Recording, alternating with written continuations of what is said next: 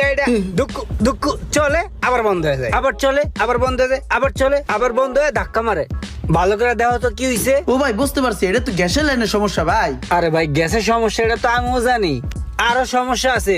ওই যে দেখো পাইপ ফাইটে রইছে, তারপর ওই যে ওই জায়গা দিয়ে পানি লিক করে, তারপর মাঝে মাঝে ইঞ্জিন ঠাস করে বন্ধ হয়ে যায়। এত গুতাই স্টাডি হয় না, আবার মাঝে মাঝে একলাই চলে। এই যে ব্যাটারির কিচ্ছু নাই, ব্যাটারি তো রুনি পড়ে গেছে। এত পিপ পিপ পিপ দিতেই থাই কিন্তু কোনো কাম হয় না, বুঝছো? এত সমস্যা হলে তো আর চলতে পারি না। গাড়িটা কেমনে ঠিক করে দিবা, ঠিক করে দাও। ও ভাইয়া, তাহলে তো আপনার গাড়ি তো অনেক সমস্যা। ভাইয়া সমস্যা নাই, আমার কাছে যেহেতু আসছেন ঠিক করা যাবে। চলেন আগে বসি, চা পানি খাই, তারপরে হিসাব নিকেশ করে দেখতেছি কি কি সমস্যা। আসেন। চলো চা খেয়ে কথা কই, আসো। তো রুমান ভাই, আপনার গাড়িতে তো অনেক প্রবলেম দেখলাম, তো এগুলো সবকিছু ঠিকঠাক করতে আপনার 1.5 লক্ষ টাকার মতন পড়বে। আরে ভাই টাকা পয়সা ডাজেন্ট ম্যাটার। এই সামান্য 1.5 লাখ টাকা লেগে আমার লাখ লাখ টাকা দামের গাড়ি হালাই তুমি এরকম